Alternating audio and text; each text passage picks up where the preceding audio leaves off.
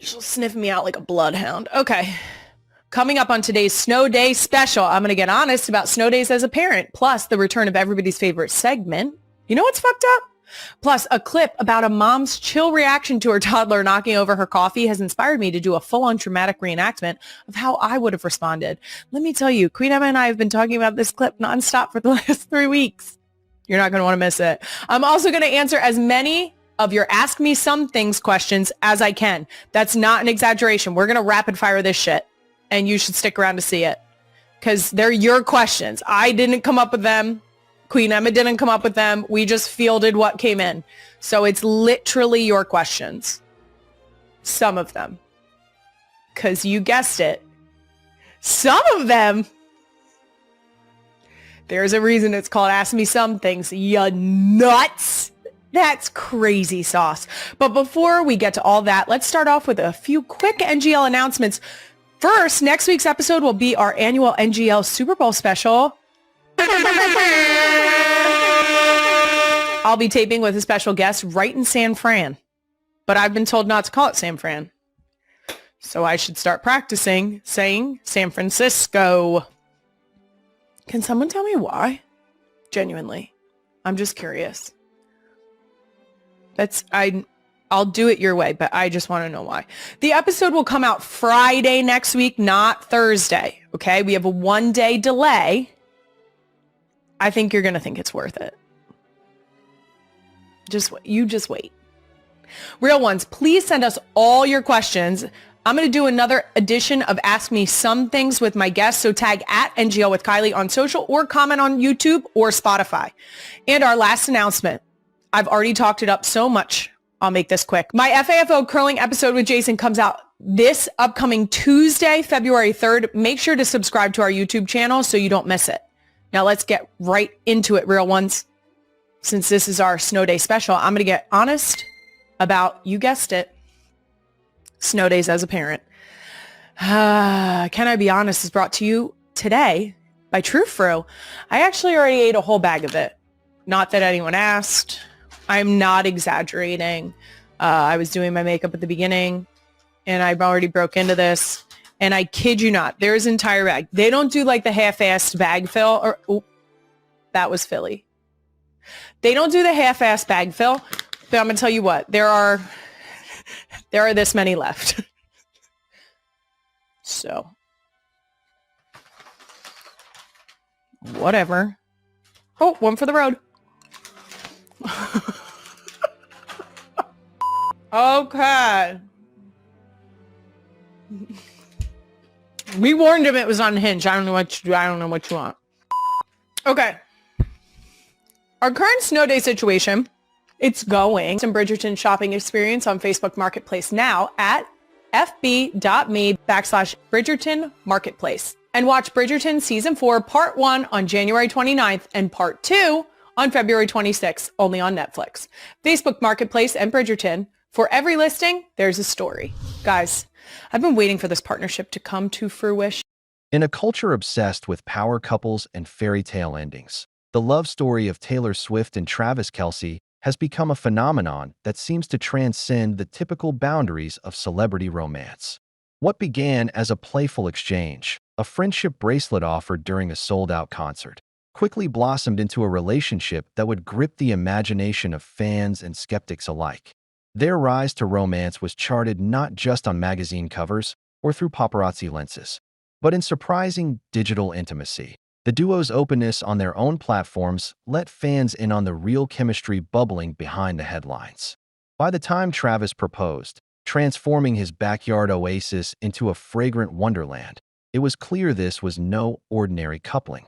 It was a partnership built on mutual admiration and a shared appetite for authenticity. Yet for all the spectacle surrounding their engagement, the real magic lay in the moments away from the cameras. Listeners tuned into the New Heights podcast expecting sports banter, but instead got a front-row seat to unvarnished vulnerability. When Travis peered beyond the glitz to share his wish for a wedding that sheds the layers of fame, a simple union, surrounded by those who know him not as an athlete or an A-lister's partner, but as a son, a brother, a friend, it struck a universal chord. Taylor, an icon who has made a career out of transforming personal moments into generational anthems, was visibly overcome when she heard him articulate that dream.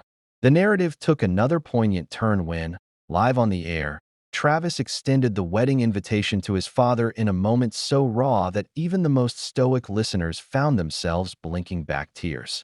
The humility in that gesture, a plea for family, for support, for presence, rippled through their close-knit circle and out into the internet, igniting not just shipping hashtags, but genuine admiration. It feels rare, almost subversive, to offer up this kind of sincerity in an industry fueled by performance.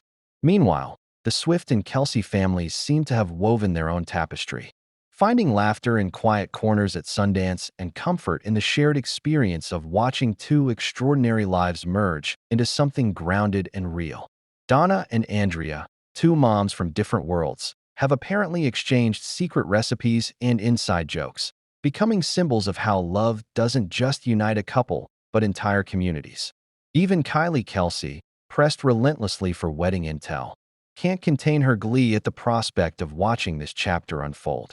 As for Taylor, always meticulous with her words and wary of the glare, she has nonetheless let slip glimpses of her excitement, dropping hints about a music-filled celebration and the joy of letting life's next adventure surprise her.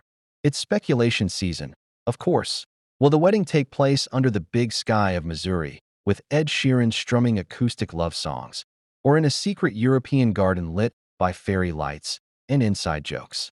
Whispered Details, a playlist curated with deep cuts from Taylor's discography, friendship bracelets as keepsakes, vows crafted after midnight conversations, only fan the flames of curiosity. Yet the most spellbinding detail may well be the decision to place genuine connection at the forefront, stepping away from spectacle in favor of messy, beautiful intimacy. Of course, wedged between Taylor's sold-out stadium shows and Travis's gridiron heroics, even the promise of a stripped-down ceremony carries a certain mythology. Yet their willingness to let us see the private moments, the tremor in Travis's voice, the tears in Taylor's eyes, the laughter shared while podcast mics are still hot, reminds us why audiences remain so invested. The engagement photos, cheekily captioned to contrast their public personas, her bookish, him athletic, offer a clue. This story is as much about subverting expectations as it is about fulfilling them. Fans are left breathlessly theorizing about everything from potential bridal party lineups to the likelihood of a surprise wedding song. For all the glimmer and anticipation, what keeps readers hooked is the sense that here are two people determined to carve out space for themselves and those they love amid the relentless spotlight. Every new revelation, every offhand podcast confession, feeds a hunger for the next piece of the puzzle. Will Taylor immortalize that moonlit garden proposal in a future chart topper? Can Travis find balance between Sunday games and candlelit dinners?